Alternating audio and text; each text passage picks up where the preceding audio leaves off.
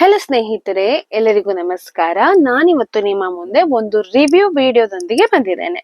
ಇವತ್ತಿನ ವಿಡಿಯೋದಲ್ಲಿ ನಾನಿವತ್ತು ಯಾವುದೇ ಮೋಟಿವೇಶನಲ್ ಥಾಟ್ಸ್ ಅನ್ನ ಹೇಳ್ತಾ ಇಲ್ಲ ಅಥವಾ ಕಥೆಗಳನ್ನ ಹೇಳ್ತಾ ಇಲ್ಲ. ಅದರ ಬದಲಾಗಿ ಒಂದು ಪ್ರಾಡಕ್ಟ್ ನ ಬಗ್ಗೆ ರಿವ್ಯೂ ಕೊಡ್ತಾ ಇದ್ದೇನೆ. ಅದೇ ಈ ಪ್ರಾಡಕ್ಟ್ ಅರೋಮಾ ಪ್ಯೂರ್ ಅವರದು ಫ್ರೇಗ್ರೆನ್ಸ್ ಆಯಿಲ್. ಎರಡನ್ನ ನಾನು ಪರ್ಚೇಸ್ ಮಾಡಿದ್ದೆ, ಸ್ಯಾಂಡಲ್ವುಡ್ ಮತ್ತು ಲ್ಯಾವೆಂಡರ್ ಅನ್ನೋದನ್ನ. ಇದ್ರ ಬಗ್ಗೆ ನಾನು ಇವತ್ತು ನಿಮ್ಗೆ ರಿವ್ಯೂ ಹೇಳ್ತಾ ಇದ್ದೇನೆ. ನಾನು ಕಳೆದ ವಿಡಿಯೋದಲ್ಲಿ ಒಂದು ಡಿಯೋಡೆಂಟ್ ನ ಬಗ್ಗೆ ಹಾಕಿದ್ದೆ. ಅದರಲ್ಲಿ ನಾನು ಮೆನ್ಷನ್ ಕೂಡ ಮಾಡಿದ್ದೆ ಏನಂತ ಹೇಳಿದ್ರೆ ಕೆಮಿಕಲ್ಸ್ ಅನ್ನ ನಾನು ಆದಷ್ಟು ಕಡಿಮೆ ಮಾಡ್ತಾ ಇದ್ದೇನೆ ಅಂತ ಹೇಳಿ. ಸೊ ಅದಕ್ಕೋಸ್ಕರ ಆರ್ಗ್ಯಾನಿಕ್ ಅನ್ನ ಹುಡುಕುವಾಗ ಅಥವಾ ಅದ್ರ ಬಗ್ಗೆ ರಿಸರ್ಚ್ ಮಾಡುವಾಗ ನನಗೆ ಸಿಕ್ಕಿದ್ದು ಈ ಪ್ರಾಡಕ್ಟ್ ಫ್ರೇಗ್ರೆನ್ಸ್ ಆಯಿಲ್ ಅಂತ ಹೇಳಿ ಸಿಗ್ತದೆ. So that is a very pure oil. So we can use it. ಇದನ್ನ ಹೇಗೆ ಬಳಸಬಹುದು ಅಂತ ಹೇಳಿದ್ರೆ, ನೀವು ಇದನ್ನ ಓಪನ್ ಮಾಡಿ, ಇದು ಆಯಿಲ್ ರೀತಿ ಬರ್ತದೆ. ಸೊ ಜಸ್ಟ್ ಓಪನ್ ಮಾಡಿ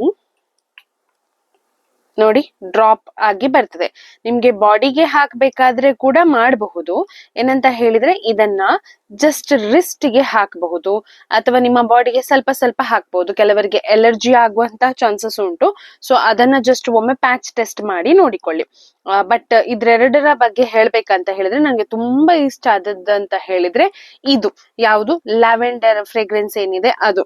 ಸೊ ಇದನ್ನ ನಿಮ್ಗೆ ಡಿಫ್ಯೂಸರ್ ಅಲ್ಲಿ ನೀರ್ ಹಾಕಿ ಮನೆಯಿಡೀ ಸ್ಪ್ರೇ ಮಾಡಿ ಕೂಡ ಯೂಸ್ ಮಾಡಬಹುದು. ನಾನು ಹೆಚ್ಚಾಗಿ ಇದನ್ನ ಸ್ನಾನದ ನೀರಿಗೆ ಹಾಕಿ ಸ್ನಾನ ಮಾಡ್ತೇನೆ. So I feel very fresh.